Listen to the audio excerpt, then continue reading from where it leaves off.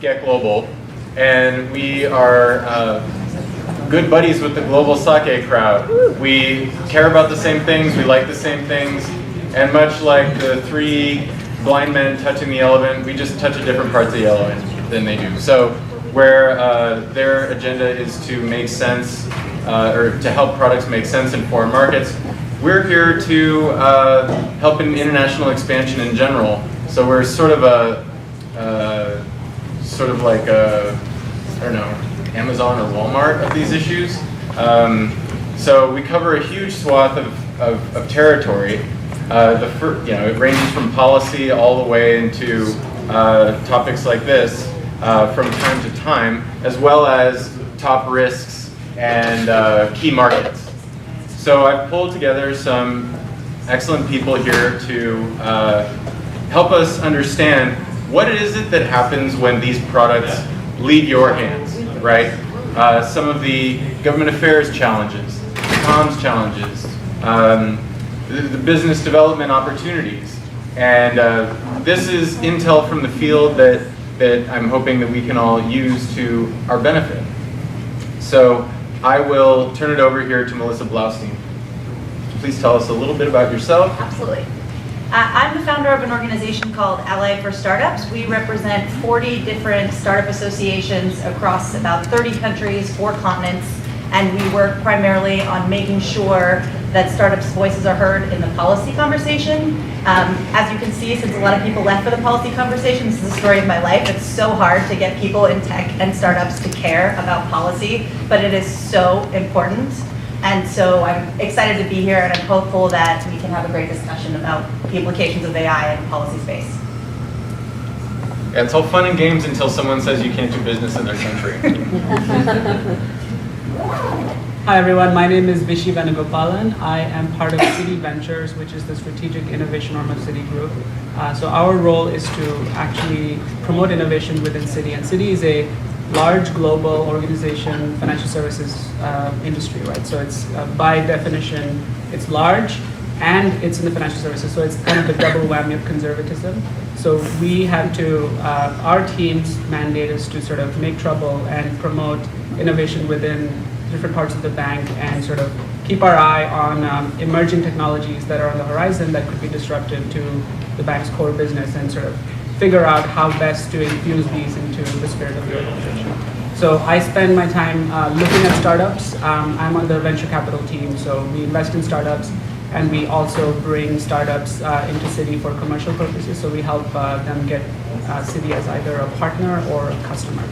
So we've seen a lot of global startups in a whole bunch of different jurisdictions with many different approaches to problems like lending, fraud detection, and all capital markets, all these kinds of kind of very typical financial services problems. And I have a sort of side interest in policy.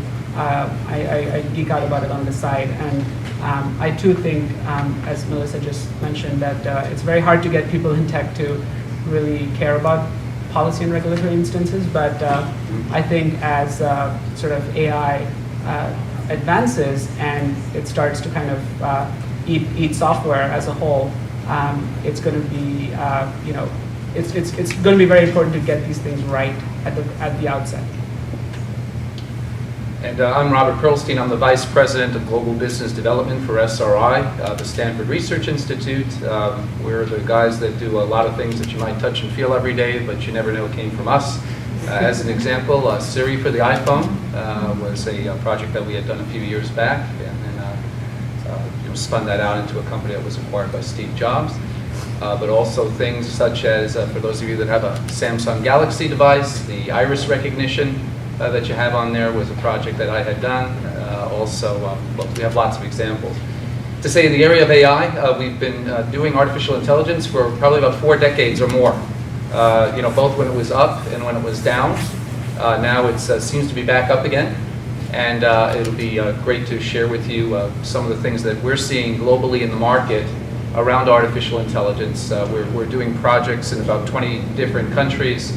In sectors, anything from banking to construction to retail to you name it, all in the area of computer vision, artificial intelligence, machine learning. So, Robert, you get to see who wants the coolest stuff, right? So you go and develop something with DARPA, they can't use it for some reason or something like that, and you've been working on it a long time, you know that it's amazing, and then you go and take it out to market for partnerships or acquisition or... That's exactly right, Julian. Right. Yeah. So I bet you're here for some interesting characters. What are the most interesting areas where you see a lot of demand and things that we might not be seeing as signals in the marketplace that this is maturing faster or gaining momentum faster than we might currently see it? Right. So I put AI now in the category of blockchain and a few other things where it's kind of become the panacea of everything that's out there globally. But to say, areas, but we're working with companies in every single type of sector that you could imagine with regards to AI. I was just returned from Chile yesterday, and we're talking with companies in mining, companies that manufacture cement, agriculture. We're just seeing all different types of ways that how can we leverage AI for both doing prediction as well as recommendation and other types of capabilities. So yeah, just lots of different applications of what we're seeing out there. Okay, so Vishy, you're in a massive company, one of the biggest international banks, and a lot of growth in Asia, a lot of growth in, I know for sure that there's just a ton of interest in Citi for penetrating these critical hub cities and getting deeper in fast growth areas. What are some of the interesting needs that you see in the organization and behaviors that you're seeing from consumers or clients that point to some interesting frontiers in how these technologies are applied? Yeah, that's a very good question. So, we see 2017 especially was sort of the year of the AI startup. So every startup, had AI in its pitch deck, and it was very hard to kind of separate the wheat from the chaff. Having said that, we started to see some patterns.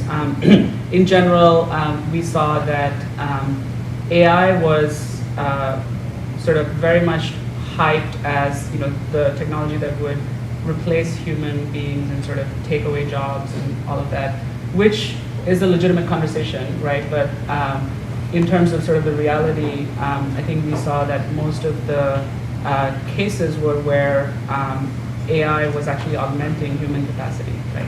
So in terms of sort of very repetitive tasks, right, which a lot of human beings do in sort of middle and back offices, we found that sort of a lot of the earliest applications of AI were when essentially you were able to take a simple perceptual task like looking at reading off a number from an invoice, right, or something of this nature, and data entry and these kinds of tasks which require limited sort of human cognitive judgment.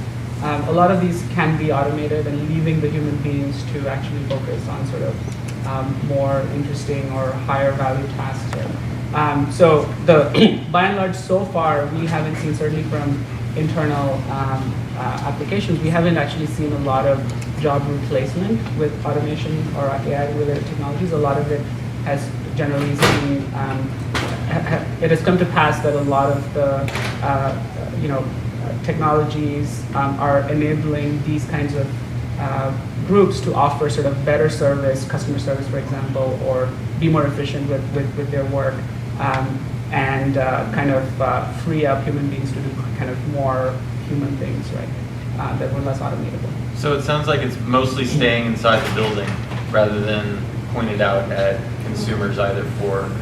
Yeah, part of it is, it's the nature of our business, right? Like we're not a Google, we're not a Tesla, right? So, our products are not sort of necessarily out in the field. In general, we interact with customers, in venues like on our website or at our bank branches or in kind of places where, we have some shared assumption of what's going on. Right? It's not sort of entirely mobile. So we're seeing some of that. The other piece is also that I think, one big barrier in terms of AI adoption has just been the availability of data, right? So if a process has not been sufficiently digitized, AI is like really light years away, because you need to sort of crawl before you walk, right? You need to have these things in digital form and data available before you can run AI on it. So now switching gears a little bit, going back to what people think AI is and what it actually is. In some parts of the world, it doesn't really matter what it actually is, because the perception can produce some really serious consequences, and that's with regulators. What are you seeing, Melissa, in terms of what people think is on the horizon, and what can people be doing to help get the right idea about technology? What's exciting about this space is that, as you said, it's really crawl before you walk. Everything is just now happening.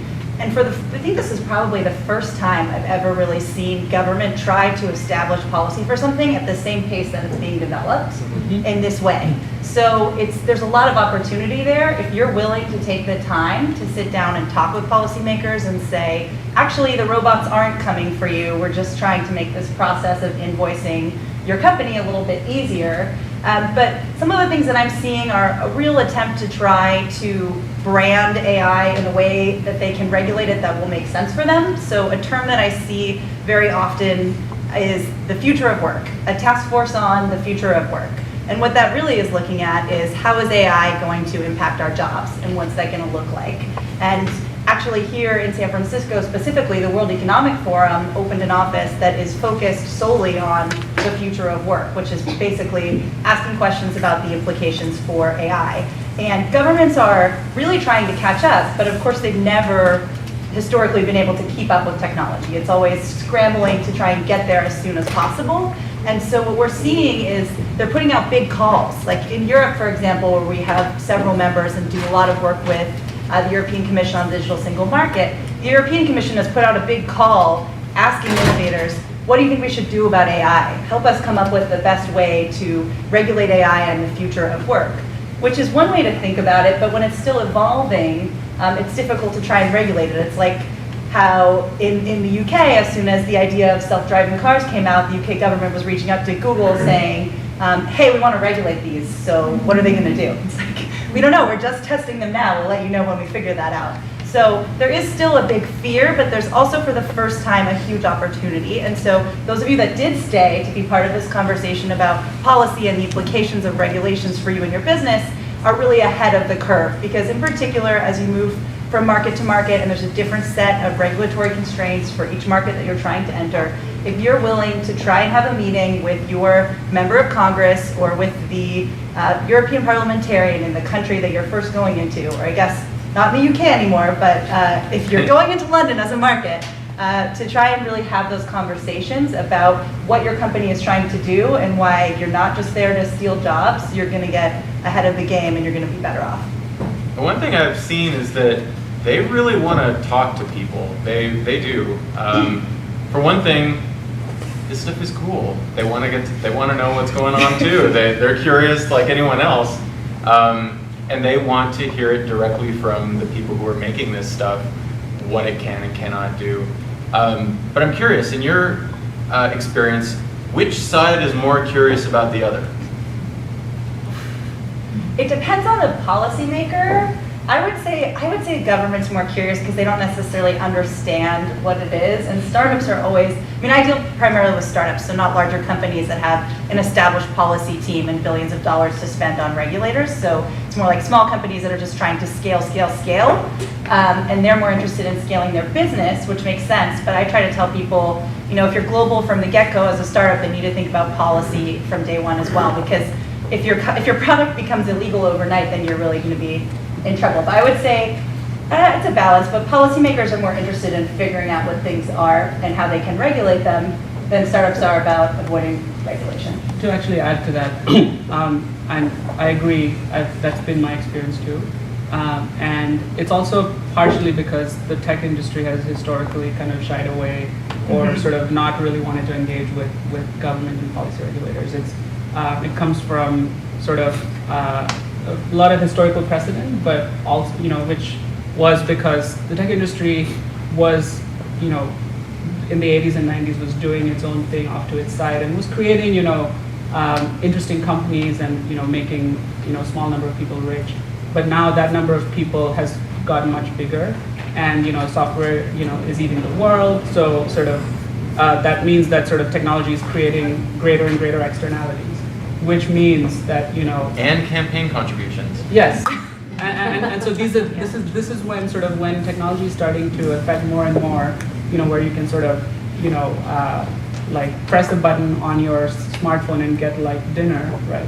But in the middle of all of that, you're just address everything from sort of consumer data privacy to the future of work. How does the gig economy person who brought you the food actually get paid? Like you've touched so many different pieces of the sort of things that could be regulated, which weren't before. That sort of technology, hasn't had to worry about it historically, but now it needs to. And the other thing is also there's like a bizarre sort of strain of techno-utopianism that we can build things better than that the government can ever understand it. So like, why should we engage with them anyway? I was going to wonder how you were going to diplomatically say that, because that's been my perception. I'm from Los Angeles. We spend a lot of time in DC. We spend a lot of time in LA. We go to foreign capitals a lot. And when we talk to tech companies, that seems to be the feeling until they get slapped. And then the tone changes. That's when they start hiring lobbyists and they bring in a government affairs team and things like that. And that's why you see Microsoft and Google, and now NVIDIA's got people, and it's they've got big teams for this. I will say one thing about the regulators and legislatives is that you meet these folks, they speak on the same panels at South by Southwest and CES, and they mingle there.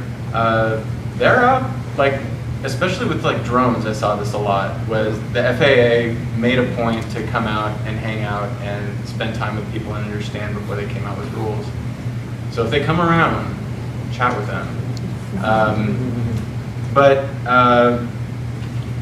So back to you, Robert. I was thinking a little bit about where you might get calls or interest or impulses from either countries or industries, and I wanted to tap this a little bit more with you, because I think here a lot of this is sort of focused on internet companies and services that are delivered by the web. But there's so much. I mean, anything from agriculture to there's so many applications, and it almost acts as a proxy for industries around the world to see which ones are developing or trying to develop most quickly. Right. Anecdotally, like, what's your survey of the landscape? And the reason why I'm asking this is that this represents opportunities for partnership. It represents a sense of the competitive landscape from here on out. What regulators in those markets will be looking at when they're coming up with their opinions and feelings about that, because they're not watching this at home. Right. Now, I think from a geographic standpoint, Julian, we're working in a number of different markets, but certainly China is an area that is spending a lot of money in AI, as well as due to the privacy or lack thereof in many cases. They've been able to get a hold of a lot of data, and at the end of the day, it's really all about data, right? As we all know. So that's really an area where we're seeing a lot in terms of sectors where we're seeing, it's some of the previous speakers had spoke about health, and I think health prediction is a big area that we could talk more about. But the area where we're seeing a lot of interest immediately right now is more in industrial analytics. In the manufacturing sector, of course, you could get a lot of information. You could build a lot of models around that, and we're working on a number of different things. Literally, where we're using, to give a specific case, we're using computer vision as well as other types of inputs like thermal as well as audio, where we could literally track if a person on a production line is actually picking up the right part at the right time, and then likewise if it's actually being inserted correctly or not. And things like that were just not available, and this is stuff that's going to be available in the near term. So we're seeing lots of application. But again, China definitely is from a geographic standpoint. And I'd say manufacturing is probably the most near-term area where we're seeing the most interest and drive. So I'm actually going to pause for a second and take a vote. This crowd seems pretty in the know. Do we think that the competitive advantage is going to tip in favor of China anytime soon? Has it already done so? Who is saying that it will not, that the United States is going to maintain the lead for a while? Hands? Define a while. Yeah. What's that? Define a while. So short term is in political risk analysis is like less than 2 years or something, or within a year. So in the 3 to 5 year range, do you see the lead belonging to us here in the United States, or do you see this as like we're almost a parity? It depends on what you're doing, right? So I think part of the answer to that is what is the government's position in pushing the technology forward. And I don't think we have an initiative here in the US that's government backed, but I think they have that in China. we got certain Defense Department programs. Yeah, but, I mean, just on this point specifically, I just signed a letter yesterday with 44 other trade associations asking the Trump administration to please rethink sweeping tariffs from China. So I think it's hard to answer that question until the end of this week.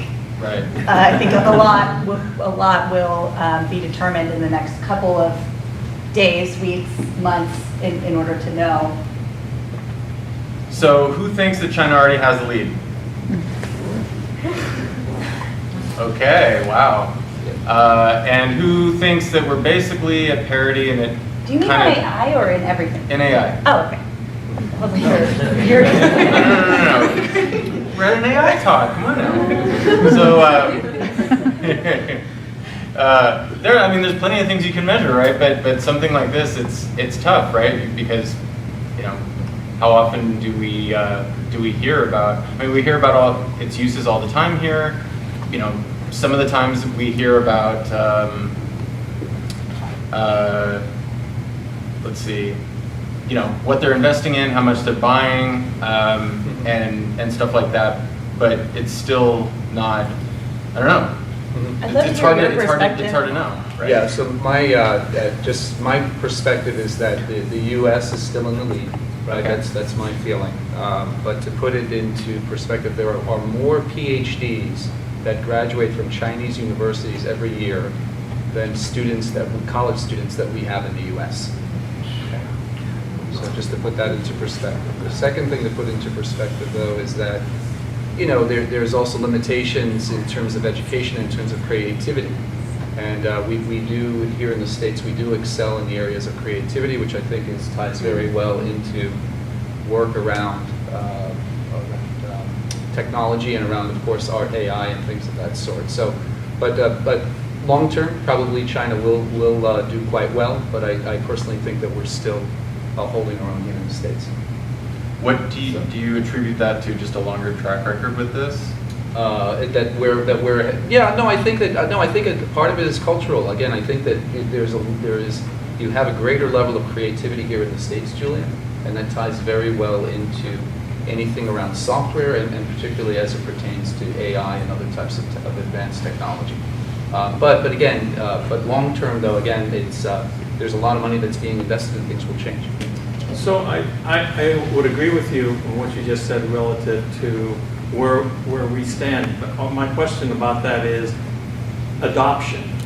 I think here in the U.S. we may have a slower pace of adoption of some of the newer technologies because there's a lot of legacy stuff that has been invested in. Yeah. And you get other environments, economies like in China, where they're sort of leapfrogged a little bit. And so I'm wondering if the adoption rate is higher, even though the forefront of technology is more here.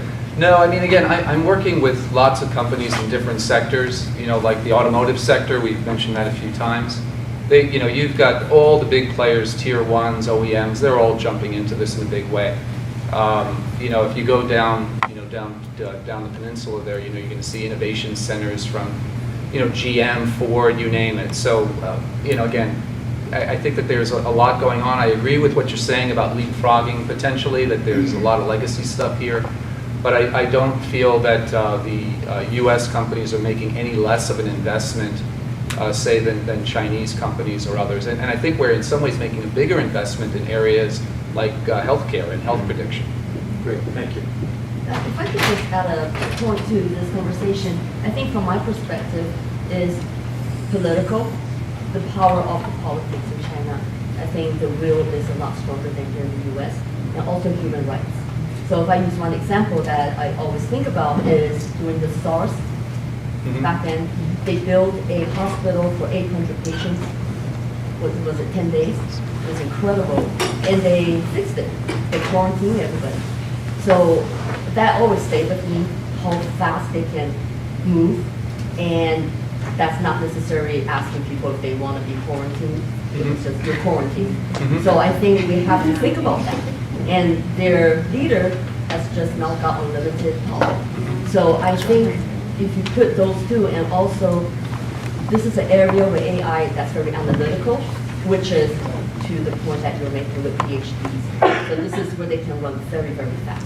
And it's not only that they've got Xi Jinping with no term limits. Now, according to the 19th Party Congress, they can put, party members on boards of these companies and exert party will through the organizations. That's right. And I want to make one more point that Wall Street Journal just had a video of a leader of owner of a manufacturer, a factory owner, and he was so proud that he's able now to replace, I think they went from 10,000, now they only have 1,000 people replaced by robots. And so the interviewer from the US asked, or from UK asked him, well, how do you feel about that? And he said, great. So I think it's that mindset where they're not considering the human component. Right. So let's bring it also back to, again, policy, right? So you've got things like that going on. There is a dash of culture in policy. So if privacy is just like, there's a funny exchange in India with a leading advertising guy there. Privacy, to make a long story short, I mean, he basically said, look, privacy is almost like a Western idea. Like, I don't know if you've been in an Indian household, but there's no privacy there. So there's no surprise that Edward Snowden phenomena didn't make headlines in India. No one cared. And in China, folks are not going to be freaking out about some of the uses of data and the ability to train AI. But coming back to countries like, the ones in Europe, dealing with the European Union, a lot of folks in this neighborhood stay up late at night worrying about what the European Commission is going to do. So what do you see going on there? Not only with AI, because maybe we can say, all right, this is nascent, it's still to develop, it hasn't hit puberty yet, but we're dealing with also issues like privacy, things that are first principles that inevitably will apply to that. So if GDPR is coming up, what else do you see?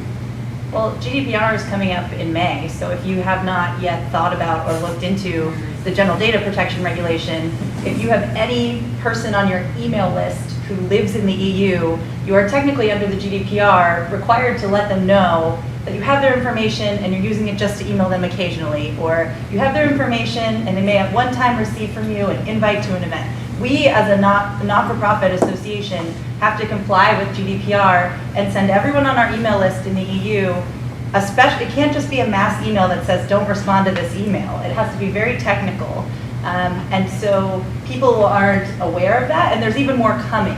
So it's very difficult to compete with economies like China when the issue of privacy is so much a cultural piece of how we decide what data we're going to give up and why. I mean, one thing I see coming right now in the EU also, as part of the Digital Single Market's copyright package, the European Commission would like to outlaw text and data mining in totality. No text and data mining whatsoever, except for educational purposes, so except for universities.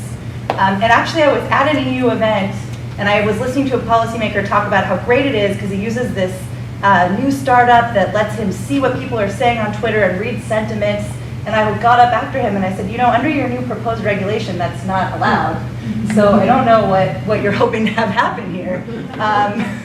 So it's a difficult balance. And under the GDPR, actually, with what we just saw happen in the last few days around Facebook and Cambridge Analytica, that Facebook would have had to have sent to at least all of its users in the EU as a note, a very specific note that said, this is where your data is going to go because your friend clicked on this and you're now, all of this is available to you. If you're not okay with this, check this box and then we'll retract your information. So, and it's coming up in 2 months and people in the Valley are not thinking about it, which is making me very nervous. So, I mean, and there's more. I mean, there's the e-privacy directive, which is also being discussed right now at the EU. And if you think it's just in Europe, that's not the case because other economies and other countries that care about privacy and data are looking at what's being done with the GDPR and saying, that's great, let's replicate that in Brazil. We're just gonna do the GDPR, but in Brazil. And no one's ready for the GDPR. And meanwhile, economies like China are moving forward very quickly with what they're doing with data. And we're seeing the same, the app economy in Asia is growing at a pace that we can't keep up with right now. So there's a lot coming, not to scare you, but just start talking about policy, please. We got to wind up real soon, but there were a couple more questions if we can. And Vishy, what I was going to ask you was, you're seeing new companies all the time, and at the same time you're speaking on and thinking on behalf of a big legacy brand that is new to adopt technology. So what is it that's exciting you? Like, what do you look for? So I wouldn't necessarily call City a legacy brand that is slow to adopt technology. No, I said it's fast to adopt technology. But Didn't I? well, I wasn't sure what you meant. No, I meant fast to adopt technology. I've seen them do it. It's great. Got it. Okay. All right. Well, I mean, a lot of our work is specifically as it strategically relates to City. I mean, there's a lot of things that sort of I track as a sort of AI investor, but only a subset of that is relevant to my day-to-day work. So we are actually seeing, so number one is just the like full stack AI innovation, right? Like in the past, there used to be nobody used to really even think about innovations in hardware, right? But now what we're seeing more and more is the ability for advanced AI to be done on specialized hardware, which is low power, and doesn't need to live in like a powerful data center like Facebook's or Google's, right? But is kind of living all around you, right?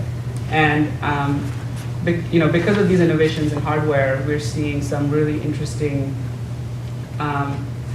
just ways to kind of open up, new use cases within AI. So to the extent that AI is not just something you touch when you look at your smartphone, but is kind of all around you. So that can transform how people do financial services, that can transform how people do healthcare, that can transform everything, all kinds of industries. So personally, one thing that is super exciting to me and is going to become increasingly a case more and more in how banking is done is like AI, sort of pervasive AI, if you will, because of new hardware innovations. And sort of the amazing software innovations that the previous panel talked about, as well as has generally been touched upon in this event.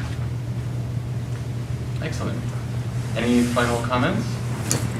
Well, if you guys want to see where AI is going, I recommend that you go on YouTube and check out a video of the Yamaha Motobot. We had worked with Yamaha to create a humanoid robot that rides a Yamaha R1 racing motorcycle. And but what's really cool about it is that it's really what it was designed to do is to be a data engine. So it's collecting all sorts of data, be it RPM, lean of the bike, things of that, which is not only keeping the bike upright, but it's also having it go down the track. And we're also using machine learning so that every time that robot is going around the track, it's getting faster. So just over the last year or so, it's gone from about 100 kilometers an hour, and now we're doing about 220 kilometers an hour. So just to give you an idea as to where some of the types of capabilities that will be around. So Yamaha Motobot. What are the humans doing? What is? I guess that solves the question that we were dealing with earlier about how the bike stays up. So you figured it out, right? Adjustment to the. Yeah, it takes in wind. It takes in lots of different factors, and but the coolest part of it is that again it's using machine learning so that it's able to it's improving itself all the time. So yeah, it's a lot of fun. Cool. Melissa? Any final comment? if you're interested in learning more about the General Data Protection Regulation, you can talk to me. We're doing an event on Thursday, actually at the Hardware Club, which is a really cool AI VC, Thursday from 4 to 6, and there's going to be a bunch of experts talking about GDPR and what it means for you and your company. So if you want to continue the conversation, I'll be there. And Vishy? We are doing an event tomorrow at City Ventures about the future of work. So, it's from 5:30 to 8. And if you want to attend, it's within walking distance, actually, it's within a stone's throw from here. So, come up to me and we'd love to have you. Cool. What's next? Are we winding up? I think we're going to get kicked out, actually. Oh, wow. Oh. Thank you all.